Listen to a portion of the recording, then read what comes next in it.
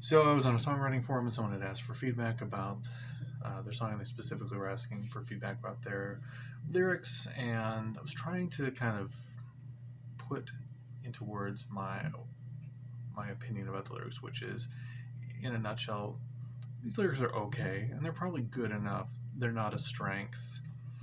They're a little bit cookie cutter, and then I sort of was drafting myself. I could say the same of "Sweet Child of Mine," and I want to kind of go off on a tangent here about that, because that when I wrote that in my draft, still haven't submitted my feedback to them, but when I wrote that, I thought that's interesting to me to think about that. It's something that I know inherently as a writer, but also that I haven't really put into words before, which is that we kind of choose where to put our energy in songs, and a lot of songs, even songs that are very successful. That's a song that I loved when it came out, and still like a lot, and it's a hit 10 million times over. So by any measure of success, "Sweet Child of Mine" is a huge hit that even now, whatever, 30 years after it got released, everybody knows how that song goes. Um, so like when it comes to lyrics, like at their best, like lyrics are, they're like powerful and specific and evocative, beautiful, universal, insightful, haunting, like really crafted. Like they take you somewhere, they draw you into a story, or they have twists and turns, they surprise you, they really take you on a journey, like really put you in their hands. But plenty of songs succeed by just building a nice foundation of like just relevant, accessible, kind of relatable, recognizable sentiments that kind of coalesce and tap into maybe something that we all can kind of recognize without necessarily needing to, you know, to sit back and let them spin us a tale. And I think "Sweet Child of Mine" is a really good example of that sort of foundational lyricism done well. Obviously, like I said, a huge international hit. And so, and this is off the top of my head, but I could look it up, but I'm just going to do it off the top of my head. She's got a smile that, it seems to me, reminds me of childhood memories where everything was as fresh as the bright blue sky. Now and then, when I see her face, she takes me away to that special place, and if I stare too long, I'd probably break down and cry. I think I'm 95% accurate about what the first verse is. Okay, so, you know, there's some good things that are happening there for sure. Like, first off, they fit the meter very comfortably, very conversationally. I could do that one more time and deliver it even more conversationally. You know, she's got a smile that, it seems to me, it's that it seems to me. That's one slightly awkward tap dance there, if we were going to quibble. But overall, like, it fits nicely, it flows nicely. But what are we saying? What are we talking? It too is a little bit cookie cutter.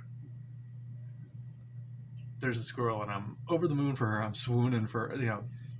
Let me tell you about the girl I love. That's and so that's the piece where it's like it's accessible, it's relatable. I love a person, I have all these feelings about him. Let me just throw some flowery language at you, and it is specifically chosen, and it is, it comes across as genuine, but it's also a little bit, it's a little schlocky. It takes me away to that special place. If I stare too long, I'd probably break down and cry. Yeah, it's maybe a little overblown. And I think that, we could sit here, we could pick it apart. And the point that I'm trying to make is that it doesn't stand up to tremendous scrutiny. It's not like a master lyric, one of the greatest pieces of poetry ever written, one of the greatest lyrics ever written, something where every word fits that puzzle perfectly. You could say the same thing different ways and still have great flow, and you could, but we get the point, and that's what's working well, is that the verse kind of sets the stage, and then the chorus is just simple, sweet child of mine, sweet love of mine.